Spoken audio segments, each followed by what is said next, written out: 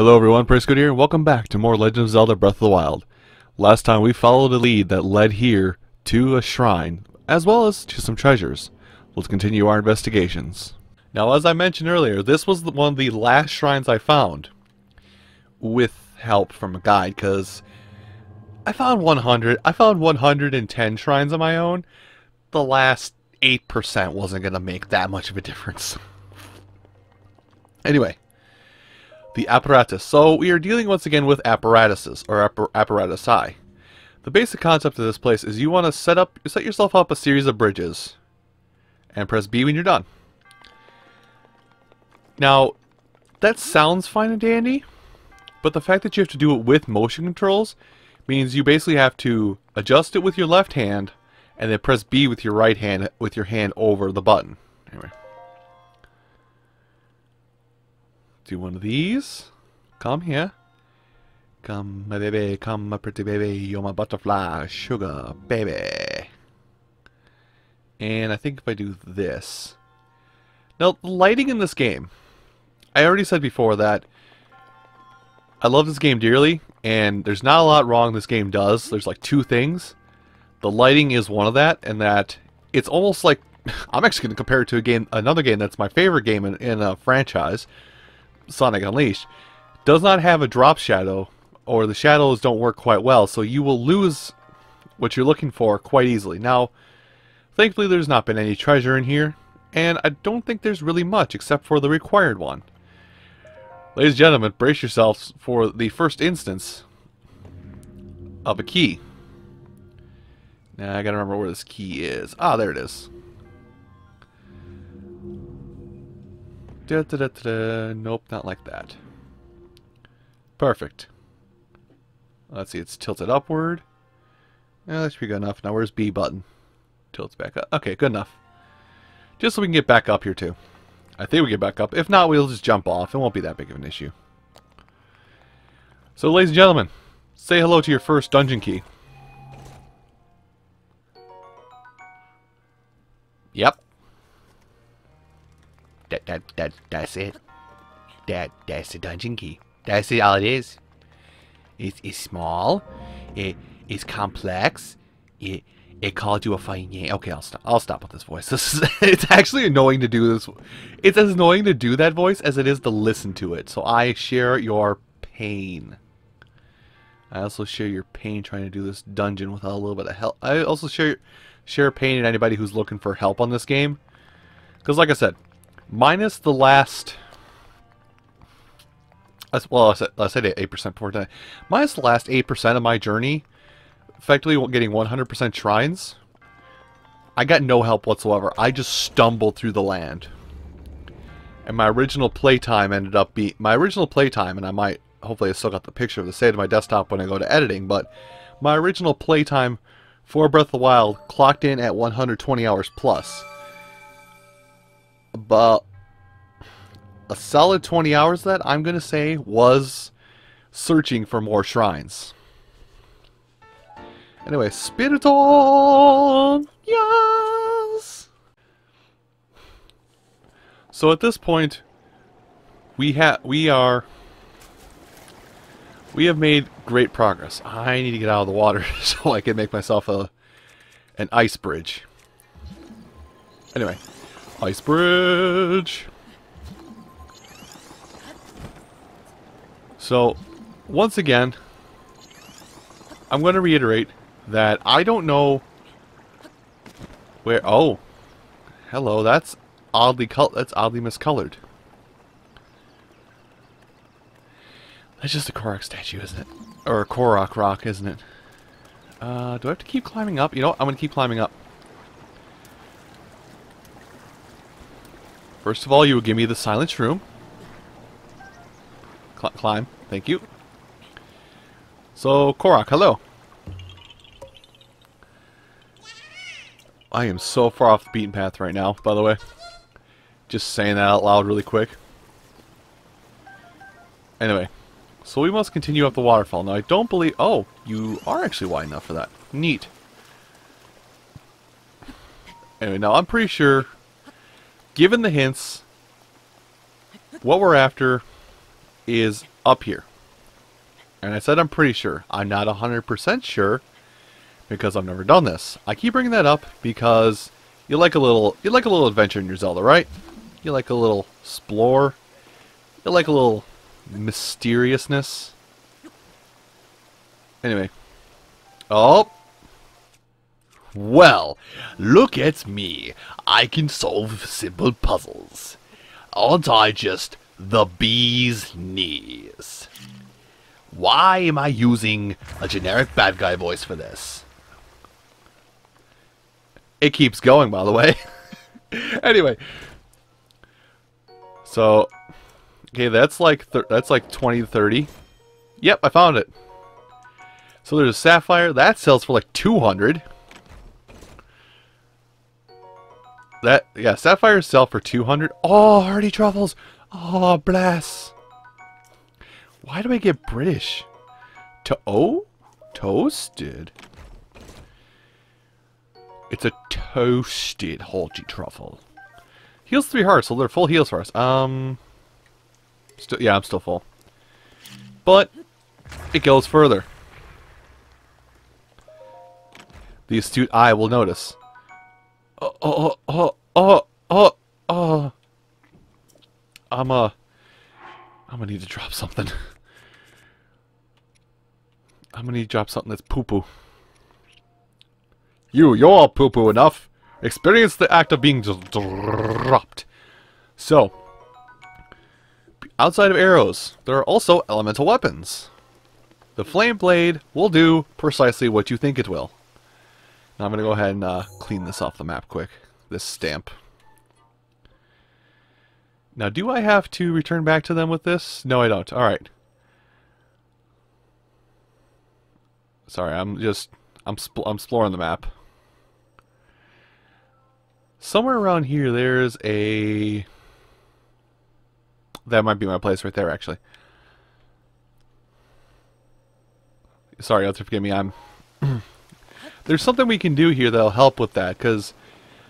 As you noticed, multiple times I've said, I'm going to have to drop that. I got to drop that. I got to drop that. I got to drop that. Got to drop that. That's a bear. Smokey? Smokey, no. Smokey, no. Smokey, why? Smokey, why?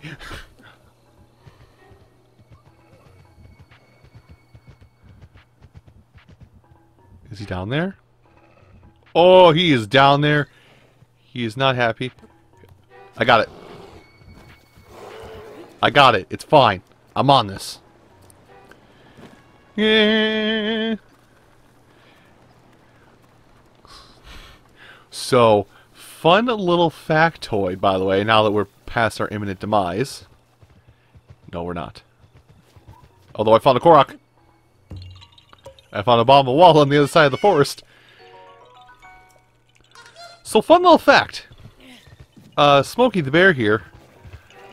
You can go ahead and hop on... I'm out. You can hop on a bear's back and ride the bear. You cannot register it as stable... Oh, that's bad. At this point in the game, just effectively treat yourself like a... Oh, dang it! That was a bloopy.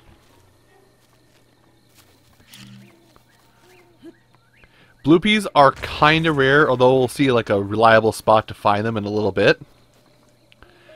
But how bloopies work is if you manage to shoot them, if you do shoot a bloopy, it will... Oh, there was just two sides to that cave, okay.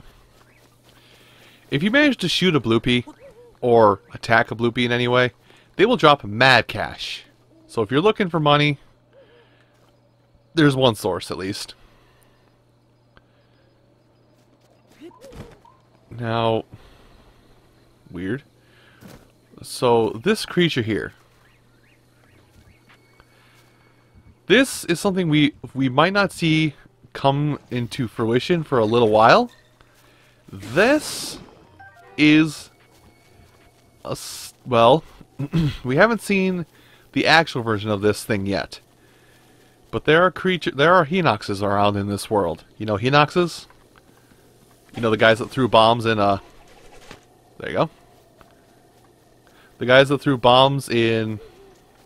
What you want to call it? In Link to the Past? Yeah, they're here. But they're much worse to deal with. I'm going to go down here. Are you just partying by yourself? Wow, you are sad.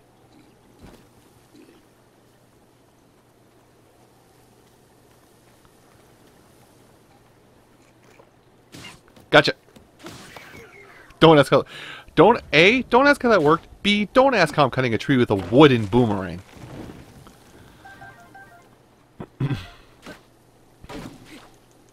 Anyway.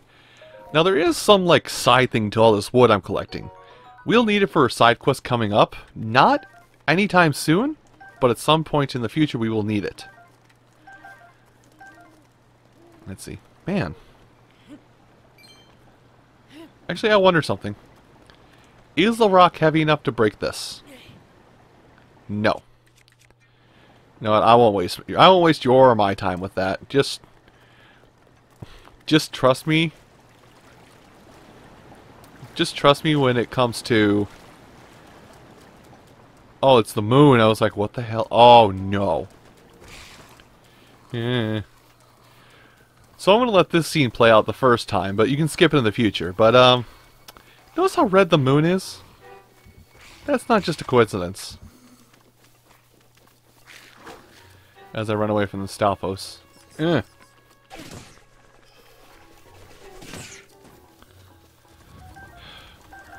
Yeah, come on, activate the cutscene. Thank you.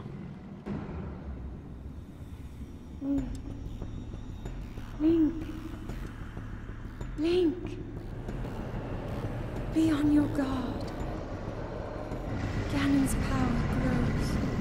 It rises to its peak under the hour of the blood moon.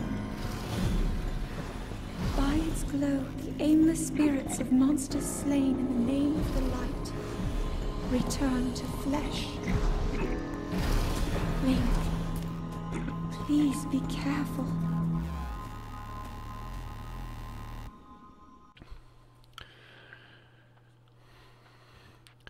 Now, I believe that happens every... Could you leave me alone, please? Actually, this is a good opportunity. Hey. Oh, not that serious. Leave me be. Oh, crap. Drop your shield. There you go. Get a critical hit on a Stalfos, and it instantly dies. Considering the Stalfos skulls only have 1 health, and critical hits are going right for the eyes. Anyway, the blood moon. Someone correct me on this because I don't know what the exact math is, but I believe a blood moon occurs once. A blood moon occurs once every week and a half in game time. So like once every 10 hours of playtime? Something like that? I don't know. But yeah, so a blood moon, when a blood moon does occur, it's going to get scary and enemies will die. As you progress through the game and get certain key points discovered, these blood moons will also power up slain enemies. As in they get resurrected as a more powerful version of its previous self. Now I'm trying to sneak up on horses. I know some... Ooh, peppers. I don't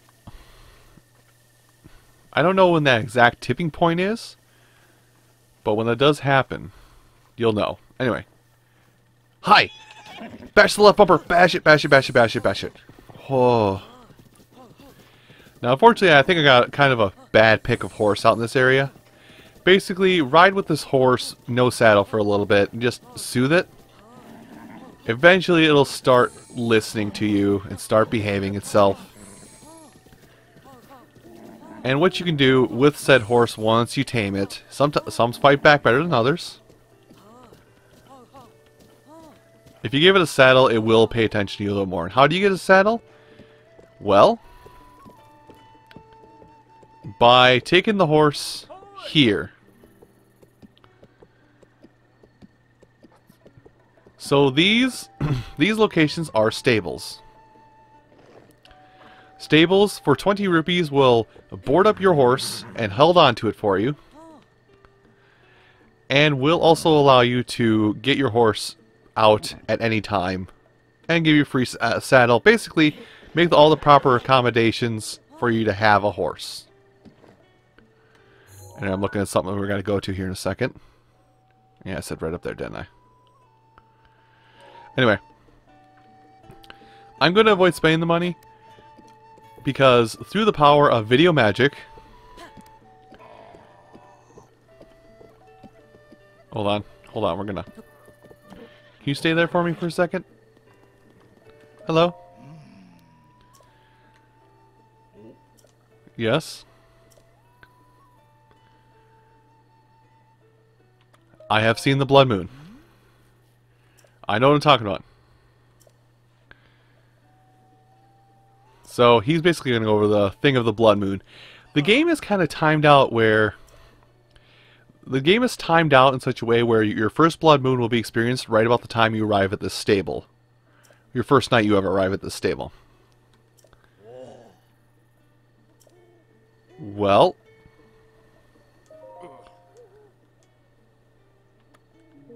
Later. So anyway. Hi. Let's go ahead and head out. So anyway. Horses kind of work... Well, horses are temperamental. But you can use them to get around the land really fast. But through the power of video editing, you don't need to worry about horses at all. Really. You don't need to worry about horses at all. I'll handle all of it. Anyway. Just gonna shoot that, break that, and... Goodbye, chest. Don't hit the horse.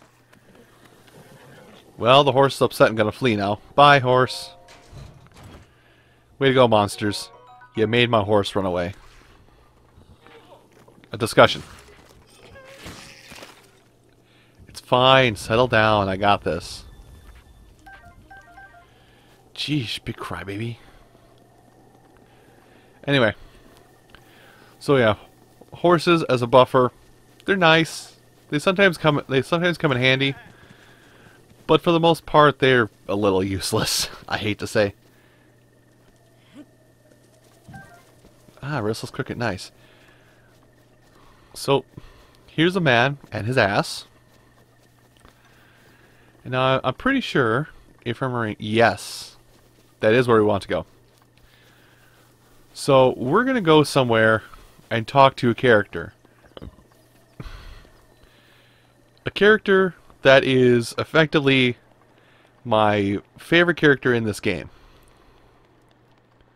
Also, we're going to do a little of a challenge here. Oh, how do you do this? How do you do this without looking like a fool? I guess get up here and arrow fly true. Ta-da, Korok. Scooter, that's not how that works. An arrow does not fly true. Did I ask for a bitch's opinion? No, I did not. Man. Scooter gets salty when he plays Zelda. Anyway. Down here, you'll find yourself some little goodies. I'm going to break my boomerang quick and get out a sword. Right, I need a sledgehammer. Do you have a sledgehammer down here, dude? Nope. Well, bombs it is. Why do I remember this so vividly, considering this is like within the first 7 hours of gameplay I did in my own file? I guess it's just a thing with playing Zelda games in general. You remember, for what reason, when you play a Zelda game and you 100% it, it sticks with you in your mind and you will remember how to 100% it, no matter how many years later it has become. So, oh, I never talked about our headgear. I guess I could probably mention that at some point, right? Anyway, but yeah, that's just something with Zelda innately, as part of it. Excuse me. But it does, the innate thing with the Zelda game, at least in my opinion, and a lot of like asymmetrical RPGs, because Zelda's kind of an RPG, but more on that point later, I guess. Asymmetrical RPGs like Zelda, you know, or even RPGs as it is, you know, they're big sprawling adventures. When you do it once, you've been stuck in that world for so long, you can't not do it anymore. It just become a thing with you. This game is now part of you. Much like I'll sit down on any given day with a Link to the Past and probably beat it within 7 hours with 100%. That's just how it works. Anyway, so something I've been failing to talk about. It's the elephant in the room. And I mentioned a second ago, our hat. God bless this hat, by the way. So, those who were paying attention when we put it on, is this hat not only gives 3 armor, but you see climb speed up. Well, you don't need to be the master of something a master of any kind of trigonometry to understand it. You are now wearing a hat that lets you climb faster as long as you're not jumping. Now then. I'm 90%... Now this is the way to something totally different, but I'm coming up this way because there is my favorite character's up here. There he is. You! Actually, let me check the walls really quick. You! Sir! I would like to call back to pretty much the first episode in the series and say, help you recall that one of the Korok said, "Wait, you're not Hestu." Yee! You can see me? Yes. Shazala, Shazala! It's been 100 years since anyone's been able to see me. I'm Hestu. I need your help. These monsters over there stole my beloved maracas. I think they're still over on the other side of those rocks. I can't use my powers without them. Shock. Oh. So please, my maracas back from them.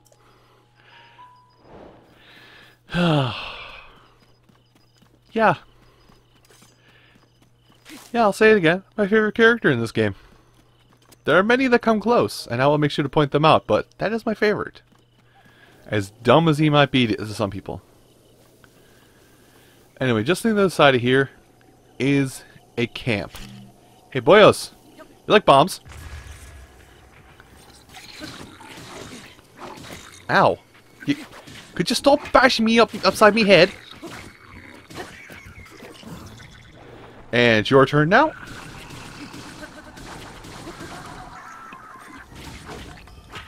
I'm gonna break this on your face.